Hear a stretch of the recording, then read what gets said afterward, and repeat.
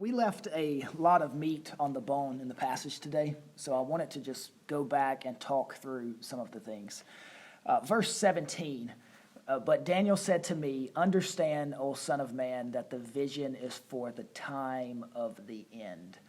And as soon as people see the word end, they immediately think this is the end of time. This is the second coming of Christ. But as we look through this, there's a clear interpretation in the context that the vision climaxes squarely in the middle of the 2nd century BC.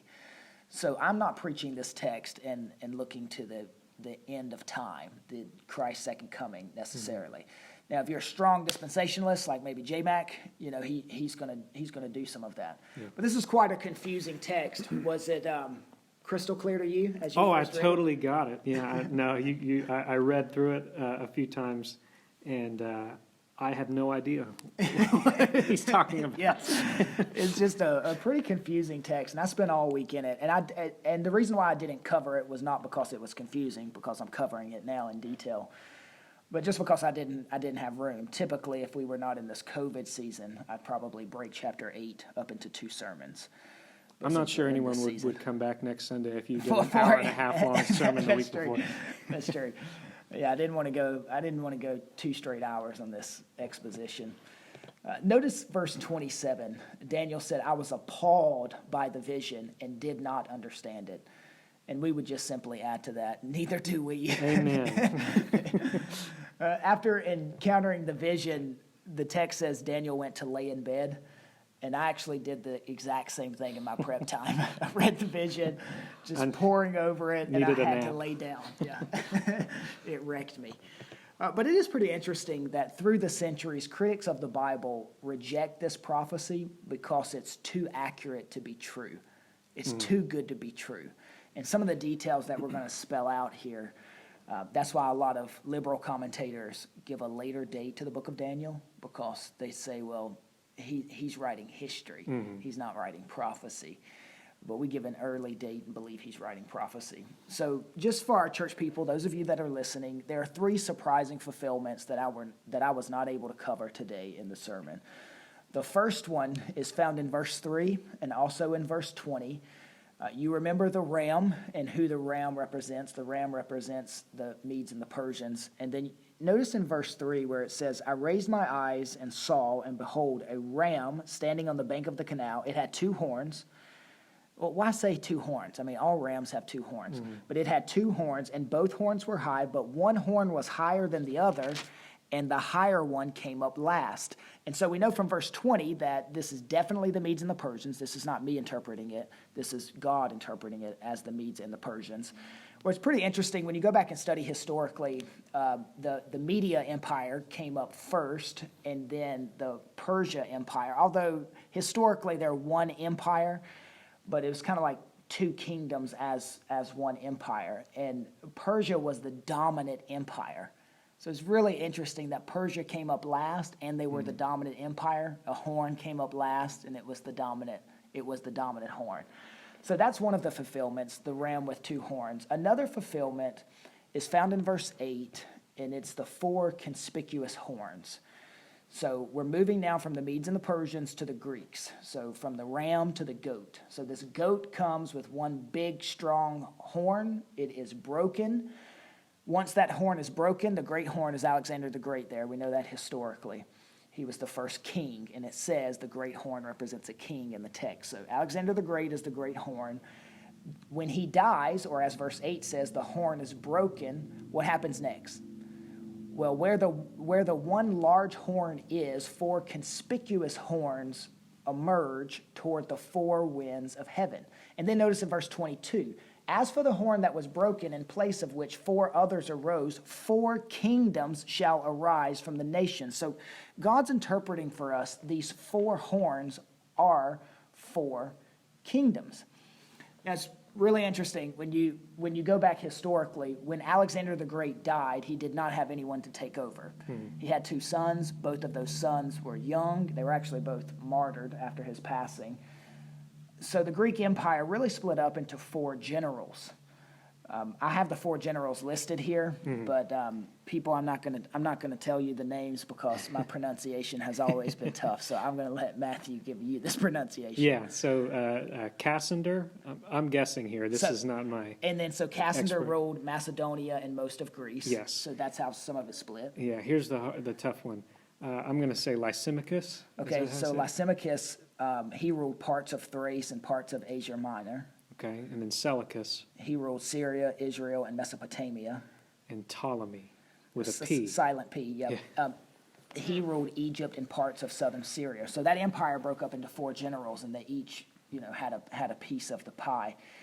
And so that is, when you look back historically, I mean, it seems like this has to be what the scripture is pointing to. And then the third fulfillment, which I think is the one we're going to spend the most time on today, is the little horn. And so we talked about the big horn. The big horn was Alexander the Great. So the big horn was broken. He died. Then 4 horns came up. Out of one of those 4 horns that came up, verse 9, out of the one of them came a little horn which grew exceedingly great toward the south, toward the east, and toward the glorious land. So there is virtually a unanimous agreement among conservative scholars that this little horn is identified as the Seleucid king Antiochus Epiphanes. And this Antiochus Epiphanes was he's not huge in history, but he was huge here in this passage, so why emphasize it? Well, God's emphasizing because he persecuted the Jews, and he desecrated God's temple. So his name was Epiphanes, but his enemies called him Epimanes, meaning madman. So it's a play on his words, so they called him a madman. So then, you have verse 10, 11, 12, 13, 14, 15, describing this madman, this little horn. Verse 10 says, it grew great, even to the host of heaven. And some of the host and some of the stars it threw down to the ground and trampled on them. So immediately you're thinking, like, did this king go up to heaven? And who challenges stars? And then you begin to interpret the Bible. Joyce Baldwin, a commentator, said the little horn is reaching for the stars and claiming equality with God. So there's definitely some poetic language here. But what's interesting is he's throwing down stars and host. And in the Old Testament, Israel is called the host of heaven. Exodus 12:41, Numbers 1:3, often called the host. So I think this is talking about Israel. This is talking about God's people. In the Old Testament, stars can also represent God's people on earth. So he's throwing down here God's people. So it's talking about persecution. Exactly, yes. And he's instituting, historically, we know that he instituted a systematic program designed to eradicate completely God's people, Israel's faith. And so we're coming up on you study it, it's just a very tumultuous and troubling time for God's people. Historically, this man devastated Jerusalem in 168 BC. And you say, well, what did that devastation look like? Well, he butchered everyone who took refuge in their houses. He massacred young, old. He slaughtered women and children. He butchered infants. 80,000 victims in the course of 3 days. 40,000 of those, God's people, Israelites, 40,000 of those died by violence, and the remainder were sold into slavery. He went into the temple, and he offered a pig on the altar. Some people even say he offered human sacrifices on the altar. So he's mocking God. He erected a shrine to Jupiter in God's temple. He forbade circumcision among God's people. He destroyed copies of Scripture wherever they could be found. It was just a bloodbath. It even stuffed pork down the priest's throat. And all of that makes sense when you read verse 11. It, the little horn, became great, even as great as the prince of the host, and the regular burnt offering was taken away from him, and the place of his sanctuary was overthrown, and a host will be given over to it together with the regular burnt offering because of the transgression, and it will throw truth to the ground, and it will act and prosper. So he's ending the sacrifices here. then the text, I know I'm talking a lot here, Matthew, but so, Oh, yeah. so Well, then, you're used to You know a this. little more about this. So then the text transitions, and Daniel overhears two holy angels talking. And one asked, well, how long is this persecution going to last? How long is this little evil horn going to last? And then that's when we arrive at verse 13. Then I heard a holy one speaking, and another holy one said to the one who spoke, for how long is the vision concerning the regular burnt offering and the transgression that makes desolate and the giving over of the sanctuary to the host to be trampled underfoot? So how long is this guy going to rule? So in response to the question, how long, the answer is given in verse 14. And he said to me, for 2,300 evenings and mornings, then the sanctuary shall be restored to its rightful state. So first, all of this is going to be a surprise to Daniel, because right now Daniel's in the Babylonian Empire. He's not aware of the fact that the Medes and the Persians, the ram, is going to allow God's people to go back. So he's like, oh man, the temple sacrifices are going again? And then the very next breath, man, somebody's ending the temple sacrifices. Right. And The Greeks aren't even a thought at this point. Yeah. Not even a thought.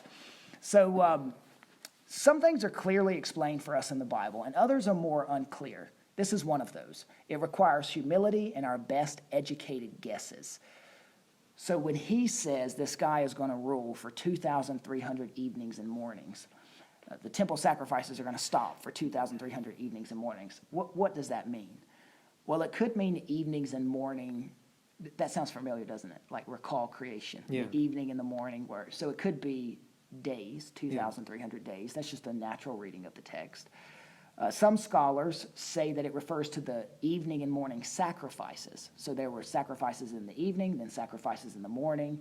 So 2,300 evening and morning sacrifices would be 1,150 days. Just cut that in half. Yeah. So some scholars believe that. And then some believe that it's just like a metaphorical number. 2,300 days, that's actually, if you add that up, it's a period short of 7 years. And 7 is a pretty significant number in the Bible, especially with judgment. I think it equals 6 years, 4 months. So a figurative number, that's what Greidanus holds to, De Guid, that's actually probably my position as well. It's more of a figurative number. It's just going to fall short of complete justice, and then God's going to restore it.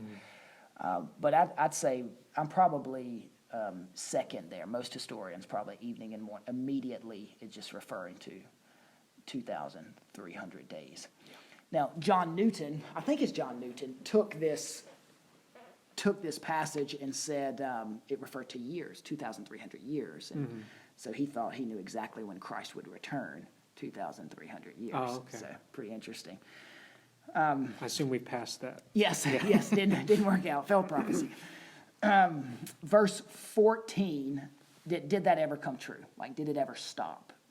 So we know that the persecution came, but did it ever stop? It did stop.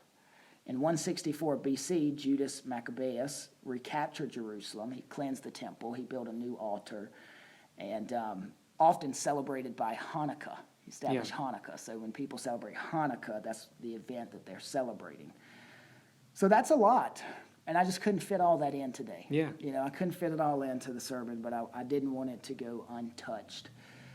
Now, I think it's pretty interesting that this little horn wanted to end all of the sacrifices, but he failed.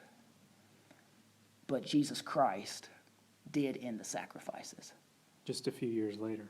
How did he end it? By becoming the ultimate sacrifice. So just wonderful. Another avenue we could have went, you know, making it Christ-centered in that way. So pretty intense text. Yes. Yeah, but it's a fruitful text. If any of you have any questions specifically that I did not answer in the sermon or did not answer in this little review where I'm trying to pick a little more meat off the bone, just email us, and I'd love to answer those.